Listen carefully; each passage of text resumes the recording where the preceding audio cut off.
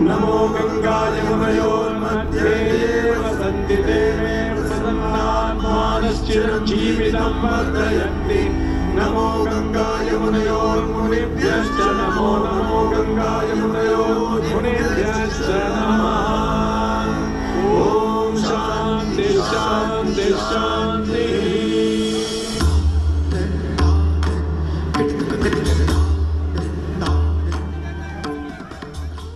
नमस्कार दोस्तों, प्रयागराज में महाकुंभ मेला बड़ी भव्यता से मनाया जा रहा है। 50 करोड़ से ज्यादा श्रद्धालु पुण्य स्नान कर चुके हैं।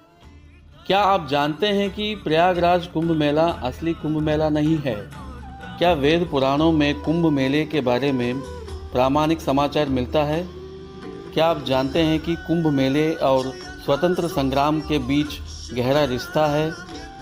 क्या कुंभ मेले में स्नान करने से पुण्य प्राप्त होता है? जो लोग किसी कारण कुंभ मेला नहीं जा सके उनका क्या? इस वीडियो में कुंभ मेले के पीछे छुपा कई चौंकाने वाले सारे राज रिसर्च करके साइंटिफिक आधारों के साथ आपके सामने ला रहा हूँ। वीडियो को स्किप किए बिना अंत तक देखें। कृपया हमारे चैनल को लाइक करें, ज़्यादा से ज़्यादा लोगों को शेयर करें ताकि यह अमूल्य समाचार सभी को पता चले। आपके अमूल्य राय को जरूर कमेंट्स में लिखें और सब्सक्राइब करना ना भूलें। आइए अब वीडियो में चलते हैं। उत्तर प्रदेश के प्रयागराज शहर में त्रिवेणी संगम के निकट 4000 हेक्टेयर विशाल परिसर में 13 जनवरी से 26 फरवरी तक महाकुंभ मेला बड़ी भव्यता से मनाया जा रहा है। प्रयागराज के निकट गंगा, यमुना और सरस्वती नदियों के संगम को त्रिवेणी संगम कहा जाता है।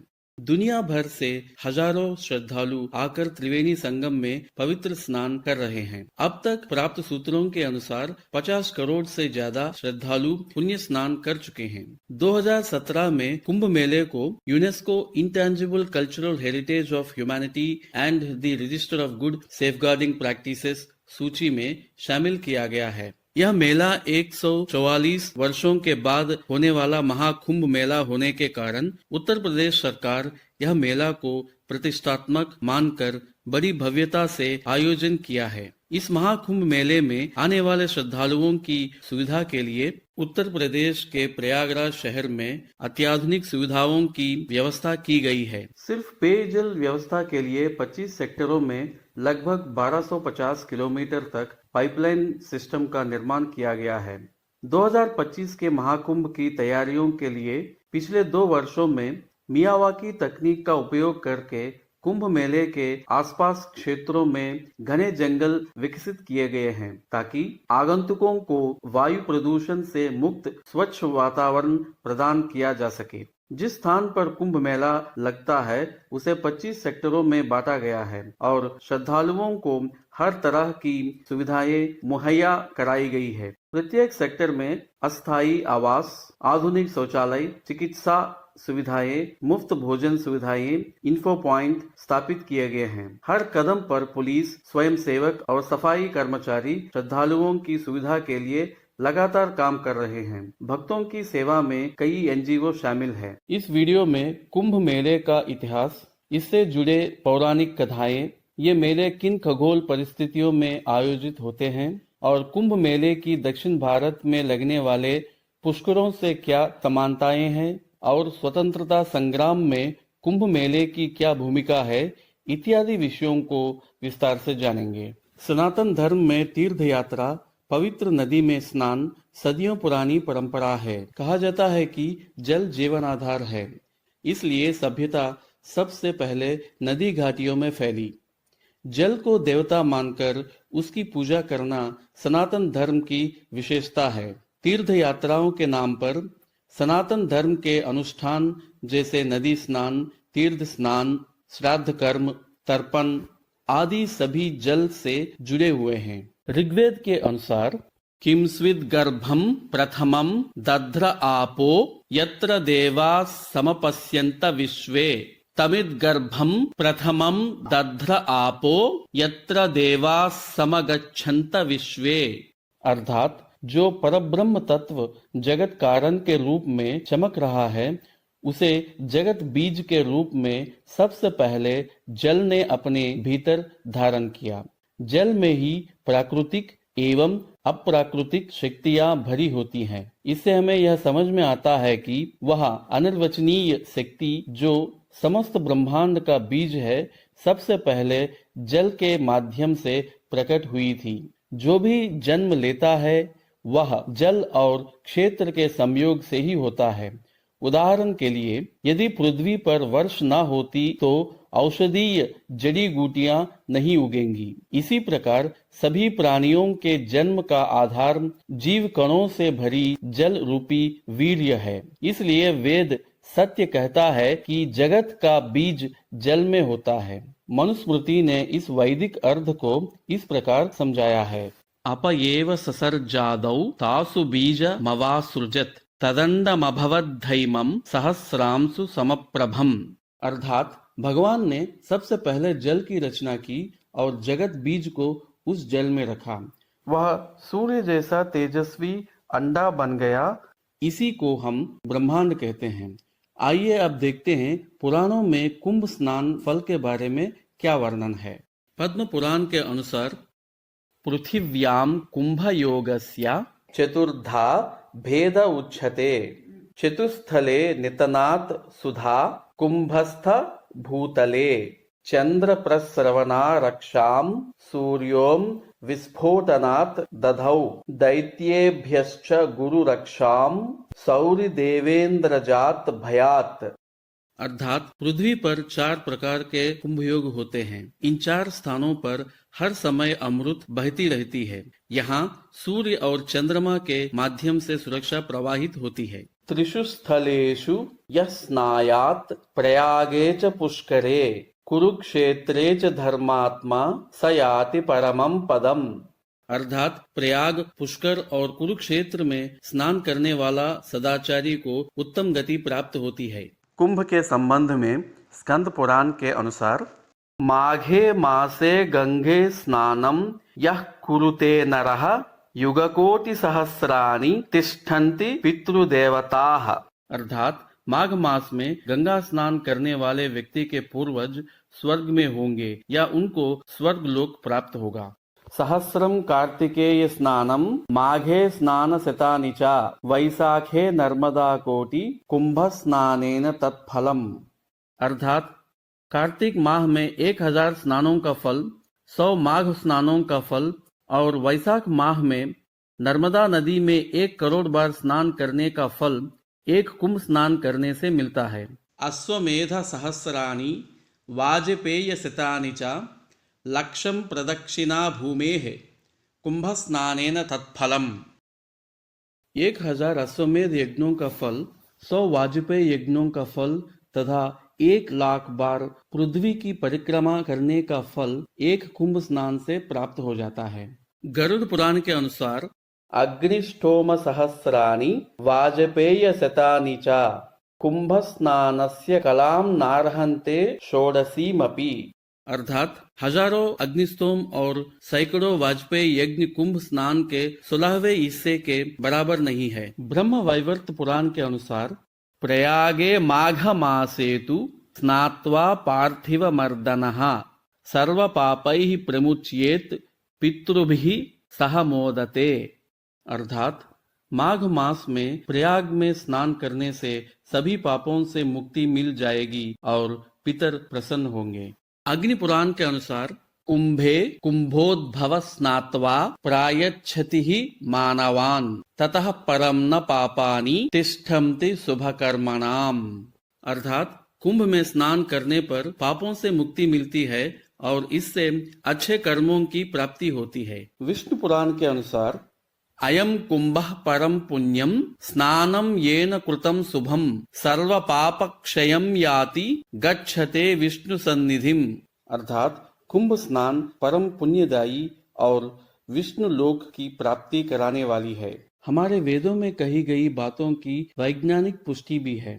आइए देखते हैं यह पुष्टि क्या है। जापानी लेखक मासारू इमोटो ने अपनी पुस्तक the hidden messages in water में वैज्ञानिक रूप से साबित किया है कि पानी में जानकारी यानी कि इंफॉर्मेशन को अवशोषित करने और संग्रहित करने की शक्ति होती है। वो कहते हैं So water has the ability to copy and memorize information. We may also say that the water of the oceans has memories of the creatures that live in the ocean.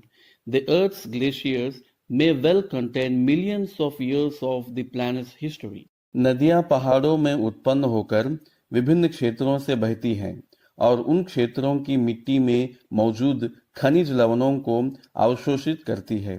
इसलिए बहती नदियों में क्षारीकरण और उपचार गुण होते हैं।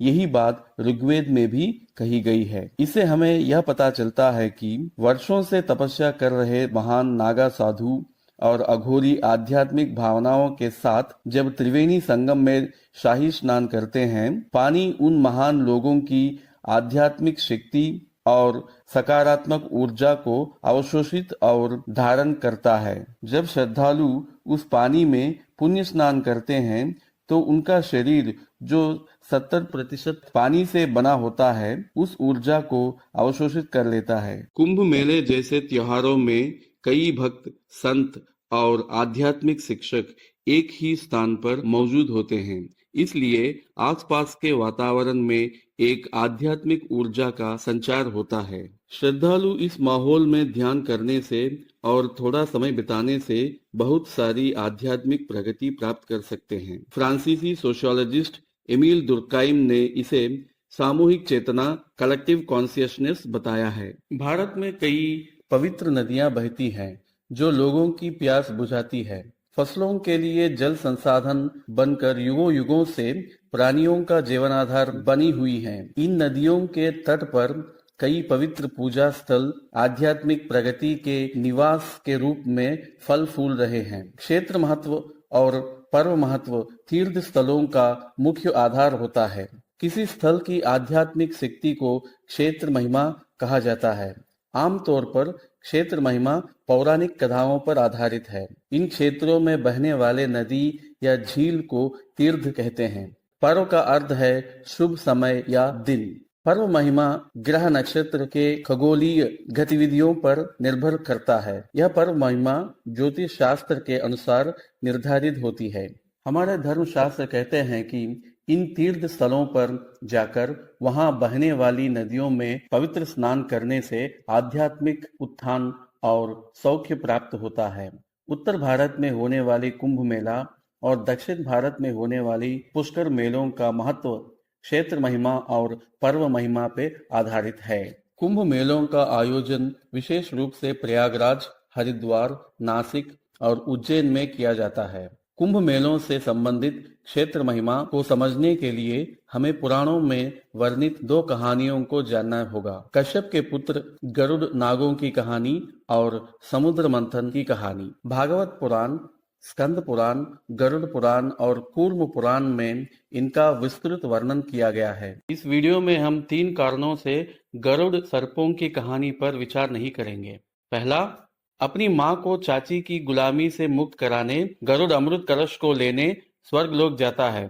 इसका मतलब यह इतिहास समुद्र मंथन के बाद हुआ था। दूसरा, इस कहानी से 12 साल की कुंभ मेला अवधारणा या कॉन्सेप्ट मैच नहीं हो रहा है।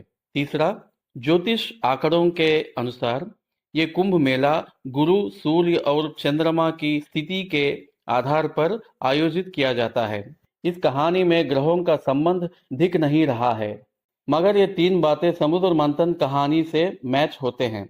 इसलिए कुंभ मेले के संबंध में सभी पंडित पौराणिक कहानी समुद्र मंथन की ही जिक्र करते हैं। विष्णु पुराण के अनुसार ऋषि दुर्वासा द्वारा शापित देवता भगवान विष्णु की सलाह पर असुरों के साथ समुद्र मंथन करने की तैयारी करते हैं। तब मंदराचल पर्वत को मथनी तथा वासुकी नाग को नेति बनाया जाता है और स्वयं भगवान श्री विष्णु कच्छप अवतार लेकर मंदराचल पर्वत को अपने पीठ पर रखकर उसका आधार बन जाते हैं। इस प्रकार समुद्र मंथन का आरंभ हुआ। भागवत पुराण के अनुसार समुद्र मंथन से 14 रत्न पाए गए थे। सबसे पहले हालाहल या विष निकला। इसकी विषौली लपटों के कारण देवदानवों को जलन होने लगी। महादेव जी उस विष को पीकर अपनी कंठ से नीचे नहीं उतरने दिया। उस कालकूट विष के प्रभाव से शिवजी का कंठ नील पड़ गया, इसलिए महादेव जी को नीलकंठ कहते हैं। विष के ताप से महादेव जी को राहत दिलाने के लिए देव दानव ने जलाभिषेक किए, इसके वजह से उनको राहत मिली, इसलिए महादेव जी अभिषेक प्रिय हुए। इसके बाद सागर मंथन पुनः आरंभ हुआ। मंथन करते समय कामधेनु, कल्पवृक्ष, कौस्तुभ मणि, उच्छैश्रव नामक घोड़ा, ऐरावत नामक हाथी, रंभा अप्सरा, सुरा या वारुणी, महालक्ष्मी, चंद्रमा, सारंग धनुष, पांचजन्य नामक शंख और अंत में धन्वंतरी अमृत कुंभ लेकर समुद्र से उभरा। इंद्र का पुत्र जयंत अपने पिता की सलाह पर अमृत कुंभ को लेकर स्वर्ग की ओर भागने लगा। राक्षस भागते हुए जयंत का पीछा करने लगे। तब देवदानव के बीच 12 दिन तक युद्ध हुआ।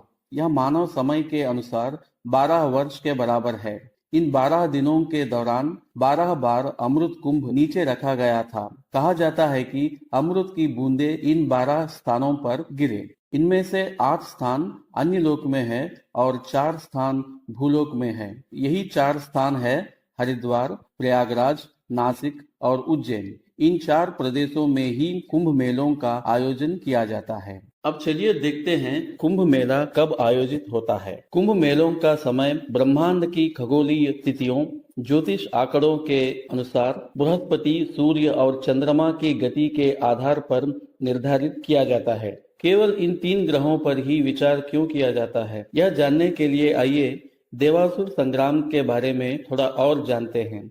बृहस्पति 12 दिनों तक राक्षसों से युद्ध किया। देवदानवों के इन 12 दिवसीय युद्ध के दौरान सूर्य देव ने अमृत कुंभ की रक्षा करने की जिम्मेदारी ली और चंद्रमा ने कुंभ में अमृत को वाष्पित होने से बचाने का जिम्मेदारी ली। इसलिए कुंभ मेलों का समय इन 3 ग्रहों की चाल के आधार पर निर्धारित किया जाता है। इसका वर्णन करने वाला एक श्लोक ऋग्वेद में दिया गया है।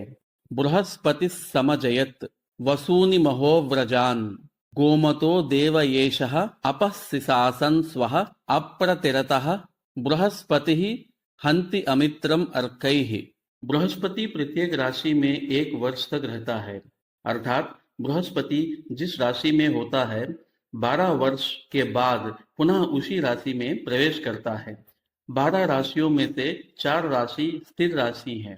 इन राशियों को विष्णुपदी के नाम से भी जाना जाता है। इसका वर्णन हमें नारद पुराण में मिलता है। ये 4 राशियां हैं वृषभ, सिंह, वृश्चिक और कुंभ राशि। यहाँ एक और बात, नारद पुराण के अनुसार विष्णुपाद से निकलने वाली गंगा नदी का दूसरा नाम विष्णुपदी है। दूसरी बात, उन 4 प्रदेशों में से जहाँ कुंभ मेला लगता है 2 प्रदेश हरिद्वार और प्रयागराज में गंगा बहती है। प्रयागराज के त्रिवेणी संगम में गंगा नदी यमुना और अंतर्वाहिनी सरस्वती के साथ बहती है और हरिद्वार में केवल गंगा नदी बहती है। इसलिए जब बृहस्पति कुंभ राशि में प्रवेश करता है तो हरिद्वार में कुंभ मेला का आयोजन किया जाता है। क्योंकि अमृत कुंभ को दानवों से बचाने का कार्य में सूर्य और चंद्रमा का भी मुख्य योगदान है, इसलिए सूर्य और चंद्रमा के गतिविधियों को भी ध्यान में रखकर कुंभ मेलों का समय ज्योतिषीय आंकड़ों के आधार पर निर्धारित किया जाता है। हरिद्वार कुंभ मेला, जब सूर्य और चंद्रमा मेष राशि में हो और बृहस्पति कुंभ राशि में प्रवेश करता है, हरिद्वार में कुंभ मेला का आयोजन होता है। प्रयागराज कुंभ मेला, जब सूर्य और चंद्रमा मकर राशि में हो और बृहस्पति वृषभ राशि में प्रवेश करता है, प्रयागराज त्रिवेणी संगम में कुंभ मेला का आयोजन होता है। आमतौर पर यह खगोलीय संयोग माघ मास में होता है। यहाँ प्रयागराज में माघ मास का अधिक महत्व है, जिसका प्रमाण है 1989 का कुंभ मेला। 1989 में कुंभ मेला का अनुकूल खगोलीय संयोग माघ मास के बजाय मार्च के महीने में हुआ था, लेकिन कुंभ मेला माघ मास में ही मनाया गया था। नासिक त्र्यंबकेश्वर कुंभ मेला, जब बृहस्पति और सूर्य सिंह राशि में होते हैं, नासिक में गोदावरी नदी के तट पर कुंभ मेला का आयोजन होता है। उज्जैन कुंभ मेला, जब बृहस्पति वृश्चिक या सिंह राशि में हो और सूर्य मेष या तुला राशि में हो तब उज्जैन में कुंभ मेला का आयोजन होता है। अब देखते हैं कितने प्रकार के कुंभ मेले मनाए जाते हैं। वर्तमान समय में 4 प्रकार के कुंभ मेलों का आयोजन किया जा रहा है। कुंभ हर 3 साल में बारी बारी से प्रयागराज, हरिद्वार, नासिक और उज्जैन में होता है। अर्ध कुंभ हरिद्वार और प्रयागराज में हर 6 साल में आयोजन होता है। पूर्ण कुंभ हर 12 साल में एक विशेष ग्रह संयोग के अवसर पर 4 क्षेत्रों में किया जाता है। महाकुंभ 144 वर्षों में एक बार प्रयागराज में आयोजित होता है। यहाँ 144 का क्या महत्व है, इस मामले में अलग अलग राय है। 12 पूर्ण कुंभ पूरा होने में 144 वर्ष लगते हैं।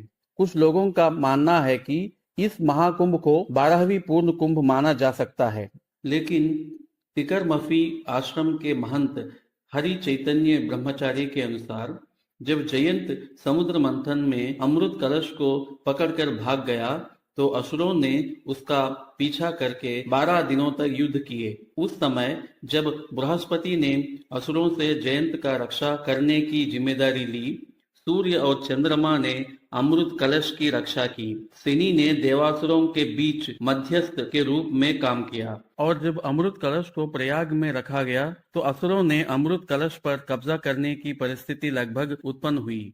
तब सूर्य, चंद्रमा, शनि और बृहस्पति अमृत कलश को असुरों से बचाने एक जगह उपस्थित हो गए।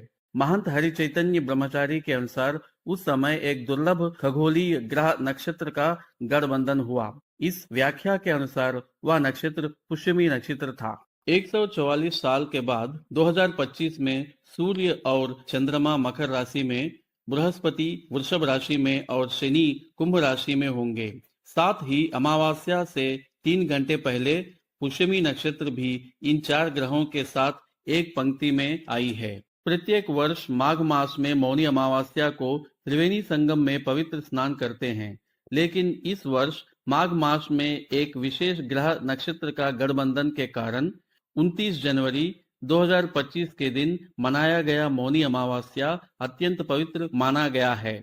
कुंभ मेले की दक्षिण भारत में लगने वाले पुष्करों से क्या समानताएं हैं? उत्तर भारत में कुंभ मेला, दक्षिण भारत में पुष्कर के बीच में समानताएं दिखते हैं। ये दोनों नदी किनारे होने वाले त्योहार और विशिष्ट ग्रहों की स्थिति पर आधारित है, लेकिन दक्षिण भारत में पुष्कर का निर्धारण केवल बृहस्पति की गति के आधार पर किया जाता है।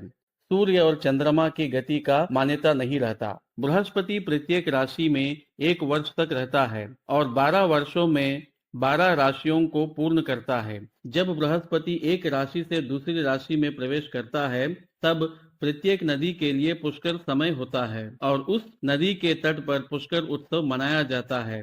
12 नदियों में पुष्कर उत्सव मनाया जाता है। वायु पुराण के अनुसार पुष्कर नामक एक विप्र ने ब्रह्मदेव की कृपा के लिए तपस्या की। ब्रह्मदेव प्रकट होने पर पुष्कर वर मांगता है कि उसे भूलोक में एक तीर्थ रूप मिले ताकि हर साल पृथ्वी के निवासी उनका नाम याद रखे और उनकी पूजा करें। ब्रह्मदेव वरदान देते हैं और पुष्कर को कमल के फूल में बदलकर अपने साथ ब्रह्मलोक ले जाते हैं। कमल के फूल को संस्कृत में पुष्कर फूल कहा जाता है। कुछ समय बाद ब्रह्मदेव भूलोक में एक यज्ञ करने के लिए आते समय एक सुंदर जंगल से प्रभावित होकर पुष्कर फूल को जंगल में गिरा देते हैं। तभी उस पुष्कर पुष्प के कारण एक राक्षस का वध होता है और जोर की आवाज सुनाई देती है। जहां कमल का फूल गिरा वहां एक पवित्र पुष्करनी का जन्म हुआ। यह पवित्र पुष्कर राजस्थान में अजमेर के पास है। यहाँ ब्रह्मदेव का प्रसिद्ध मंदिर भी है। ब्रह्मदेव ने वरदान दिया कि पुष्करोत्सव के इस समय में संबंधित नदियों में पवित्र स्नान, यज्ञ और दान करने से समस्त तीर्थों पर स्नान करने का पुण्य प्राप्त होता है। इसलिए सनातन परंपरा में पुष्करोत्सव को इतना महत्व प्राप्त हुआ। कुंभ मेला का ऐतिहासिक साक्ष्य। कुंभ मेला का वर्णन वैदिक ग्रंथ, सूत्र साहित्य, महाकाव्य, स्मृतियों और किसी भी धर्म ग्रंथ में नहीं मिलता है। भारतीय ऐतिहासिक किताबों में इस मेले को माघ मेला और प्रयाग स्नान के नाम से वर्णित किया गया है। कॉमन एरा चौथी सदी में चंद्रगुप्त के दरबार में आया हुआ ग्रीक आगंतुक मेगस्थनीज मेले का दौरा किया था। हमें मेले का लिखित साक्ष्य चीन बौद्ध भिक्षु यात्री और अनुवादक ह्वेनसांग के यात्रा वृत्तांत में मिलता है, जिन्होंने प्रसिद्ध हिंदू राजा हर्षवर्धन के शासनकाल के दौरान 630 के आसपास भारत की यात्रा की थी। वह लिखते हैं कि हिंदू माघ मास के दौरान प्रयागराज के त्रिवेणी संगम में एक मेले के लिए लाखों लोग एकत्र हुए थे और राजा ने अपने मंत्री, विद्वान, दार्शनिक और संतों के साथ मेला उत्सव में भाग लिया, जहां उन्होंने रत्न, सोना, चांदी और यहां तक कि अपने कपड़े भी दान किए। इसके अलावा ह्वेनसांग का कहना है कि तीर्थ यात्रियों का मानना था कि इन पवित्र जल में स्नान करने से सभी पाप धुल जाएंगे। उन्होंने पातालपुरी मंदिर का भी उल्लेख किया है। उस समय के लोग एक सप्ताह तक उपवास करने के बाद संगम में स्नान करते थे और सोने के आभूषण पातालपुरी मंदिर में चढ़ाते थे। अखाड़ों के अनुसार जगत गुरु आदि शंकराचार्य ने हिंदू धर्म, जो बौद्ध धर्म और जैन धर्म के प्रभाव से कमजोर पड़ रहा था, उसे बचाने के प्रयास में पूरे भारत की यात्रा की। उन्होंने कुंभ मेले को आधिकारिक तौर पर आयोजित करने का सिलसिला शुरू किया। कुंभ हिंदू धर्म को पुनर्जीवित करने के उनके प्रयासों से जुड़ा है। कुंभ मेले के दौरान आम भक्त, संत और गुरु एक साथ एकत्रित होते हैं। इन सम्मेलनों का उद्देश्य सनातन धर्म की दार्शनिक नींव को मजबूत करना, इसके अनुयायियों के बीच एकता और आपसी सहयोग भावना को बढ़ावा देना था। कहा जाता है कि आदि शंकराचार्य का यह प्रयास के कारण आने वाले समय में भारतीयों के दिलों में सनातन धर्म मजबूत हुआ और भारत आध्यात्मिक विश्व गुरु बनने का मार्ग सुगम हुआ। यदि हम समय के साथ बड़ी संख्या में भारतीयों और विदेशियों को कुंभ मेले में आते देखें, तो यह कहा जा सकता है कि शंकराचार्य के प्रयास सफल रहे हैं। महान लेखक और इतिहासकार जदुनाथ सरकार दावा करते हैं कि 1234 में नागा साधुओं ने कुंभ मेले के अवसर पर एक निर्णयात्मक जीत प्राप्त की है। कुंभ मेले का उल्लेख कई मुस्लिम इतिहासकारों की किताबों में भी मिलता है। 1398 में समरकंद के एक आक्रमणकारी शुजाउद्दीन तैमूर लांग ने हरिद्वार कुंभ मेले पर हमला किया। इस दौरान उसने डकैतियां और नरसंहार किए। इस बात का जिक्र तैमूर ने अपनी आत्मकथा तुजुक-ए-तैमूरी में किया है। अकबर ने पहली बार 1567 में प्रयागराज का दौरा किया था। अबुल फजल द्वारा लिखित अकबरनामा में प्रयागराज माघ मेले का उल्लेख है। 16वीं शताब्दी में तुलसीदास द्वारा लिखित रामचरितमानस में प्रयागराज में आयोजित होने वाले वार्षिक कुंभ मेले का उल्लेख मिलता है, लेकिन हर 12 साल में आने वाले कुंभ मेले का कोई जिक्र नहीं है। और उसी सदी की शुरुआत में लिखी गई तबाकत-ए-अकबरी में भी प्रयागराज संगम पर एक वार्षिक स्नान उत्सव का वर्णन किया गया है। 17वीं शताब्दी के फारसी ग्रंथ दबिस्तान-ए-मुजाहिब में 1640 में कुंभ मेले में एक भयंकर युद्ध का वर्णन किया गया है। क्या प्रयागराज का कुंभ मेला असली कुंभ मेला नहीं है? जी हाँ, यह सच है। चलिए देखते हैं। इस बात के कई ऐतिहासिक प्रमाण है। मूल प्रयागराज में दशकों तक माघ मेला हर साल आयोजित किया जाता था, लेकिन हर 12 साल में आयोजित होने वाले कुंभ मेले का उल्लेख केवल 19वीं और 20वीं शताब्दी में ही मिलता है। लेकिन हरिद्वार कुंभ मेले का जिक्र 17वीं शताब्दी से ही मिलता है। कुंभ मेला नाम का उपयोग करने वाले सबसे पुराने ग्रंथ 1695 में लिखित खुलासत उत तवारिख और 1789 में लिखित चाहर गुलशन है। ये दोनों ग्रंथ केवल हरिद्वार मेला का वर्णन करने के लिए कुंभ मेला शब्द का उपयोग किया है। हालांकि वे इलाहाबाद में होने वाला वार्षिक माघ मेला और नासिक में होने वाला सिंहस्थ मेले का उल्लेख भी किया है। अर्थात मूल कुंभ मेला तो हरिद्वार कुंभ मेला ही है, लेकिन अन्य 3 स्थानों पर लगने वाले मेलों को ब्रिटिश काल में कुंभ मेले के रूप में बदलाया गया था। सिपाही म्यूटनी के दौरान प्रयागवाल क्रांतिकारों का मदद करते थे। मेला के समय क्रांतिकारी साधु संत के वेश धारण में घूमते हुए भक्तों को ब्रिटिश के खिलाफ प्रभावित करते थे। उस समय की सामाजिक परिस्थिति स्वतंत्र संग्राम में क्रांतिकारियों को समर्थन करने के वजह से कहीं ब्रिटिश सरकार माघ मेला को बंद न करवा दे, प्रयागवाल संघ ने मेला को बचाने के लिए हरिद्वार में होने वाला कुंभ मेला को प्रयागराज में भी शुरू किया। इस प्रकार नासिक में भी हरिद्वार जैसे कुंभ मेला आयोजन करना शुरू करवाया गया था। 18वीं शताब्दी में मराठा राजा राणोजी शिंदे पहली बार उज्जैन में शिप्रा नदी के किनारे नासिक के तरह सिंहस्थ कुंभ मेला का आयोजन करवाया है। उज्जैन में इसके पहले मेला होने का जिक्र नहीं मिलता है। अब तक चारित्रिक आधारों के अनुसार असली कुंभ मेला हरिद्वार कुंभ मेला ही है। हरिद्वार में सदियों से वार्षिक मेले के साथ 12 साल में होने वाला असली कुंभ मेला भी होता था। प्रयागराज में सदियों से वार्षिक माघ मेला ही होता था। ब्रिटिश काल में मेला को ब्रिटिश सरकार से बचाने के लिए स्वतंत्र संग्राम को आगे बढ़ाने प्रयागवाल संघ ने हरिद्वार में होने वाला कुंभ मेला कॉन्सेप्ट को प्रयागराज में भी अडॉप्ट किया है। नासिक में सदियों से 12 साल में एक बार होने वाला सिंहस्थ मेला होता था। ब्रिटिश काल में हरिद्वार कुंभ मेला कॉन्सेप्ट को नासिक में भी अडॉप्ट किया है और उसे सिंहस्थ कुंभ मेला के नाम से बुलाने लगे। मगर 18वीं शताब्दी में नासिक सिंहस्थ कुंभ मेला को उज्जैन में भी अडॉप्ट किया है। इस वजह से नासिक और उज्जैन में कुंभ मेलों को सिंहस्थ कुंभ मेले के नाम से बुलाते हैं।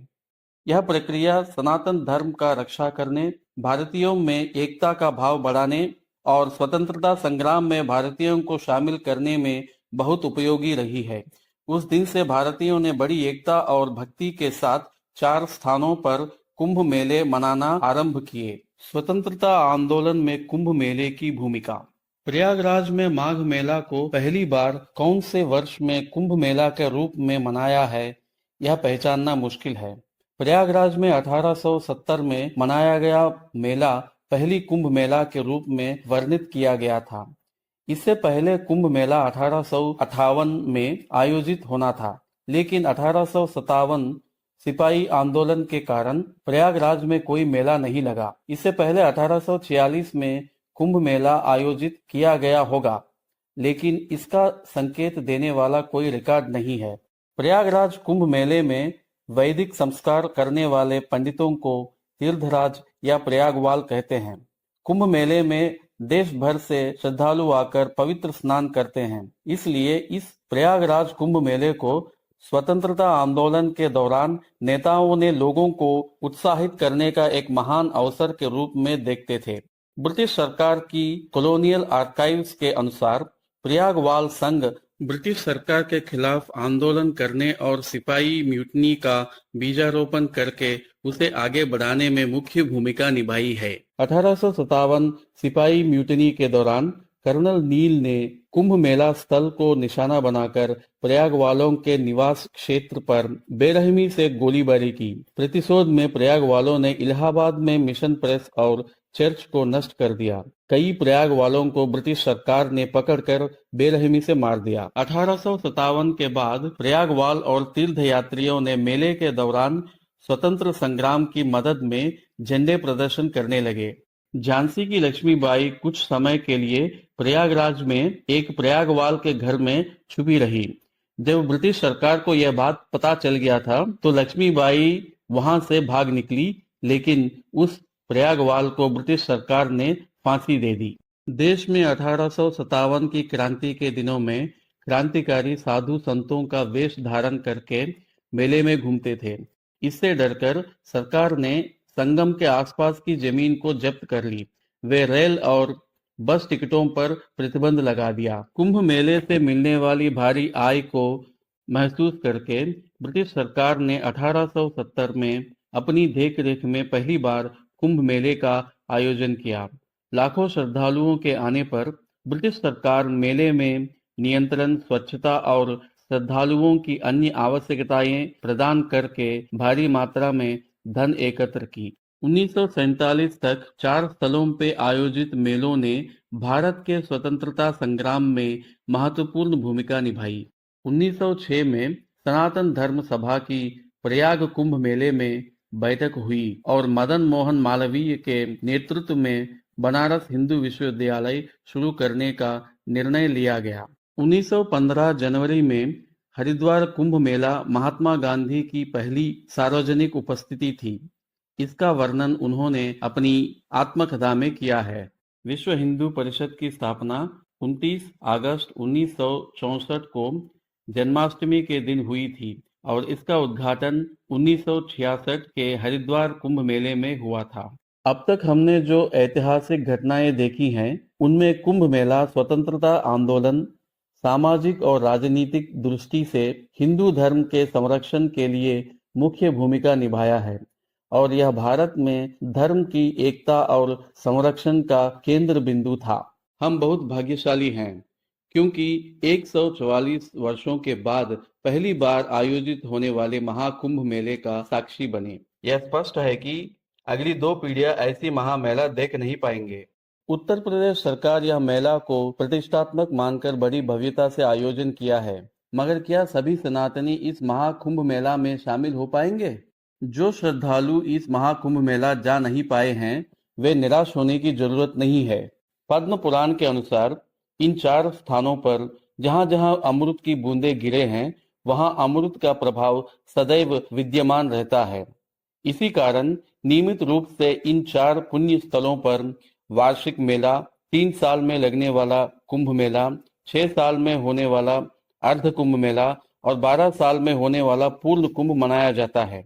इसलिए चाहे हम कभी भी स्नान करें, वह अमृत प्रभाव एक जैसा ही रहता है।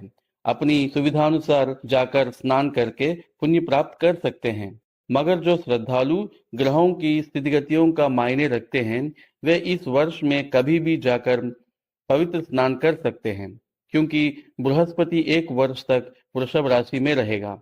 वृद्ध महिलाएं, बच्चे, स्वास्थ्य समस्याओं से पीड़ित सनातनी जो कुंभ मेला जा नहीं सकते हैं, वे ऐसा करें। अपने घर में या किसी नदी में स्नान करते समय यह मंत्र को पवित्र भावनाओं के साथ 18 बार जाप करें। त्रिवेणी माधवम सोमम भरद्वाजम च वासुकिम वंदे अक्षयवटम शेषम प्रयागम तीर्थनायकम। और कुंभ मेला से होकर आने वाले श्रद्धालु के द्वारा लाया गया संगम पानी को प्रोक्षण कर सकते हैं। कई लोग कुंभ मेला को लेकर कहते हैं कि क्या इन मेलों पर इतना पैसा खर्चा करना जरूरी है और क्या नदी में स्नान करने से गरीबी दूर हो जाएगी? इस विषय पर मैं कुछ बातें कहना चाहता हूँ। हम सब जानते हैं कि ऐसे बड़े बड़े मेले और आध्यात्मिक स्थलों से करोड़ों लोगों को रोजगार मिलता है। सरकार के साथ food sector, tourism sector, local small scale sector, transportation sector को बहुत आय मिलता है। भारत में कई ऐतिहासिक मंदिरों में जो उपहार हम चढ़ाते हैं, वह धन कई सामाजिक सेवाएं जैसे कि उचित भोजन, स्कूल, कॉलेज, अस्पताल चलाने में, कई लोगों को रोजगार के रूप में और स्थानीय विकास के लिए उपयोग होता है।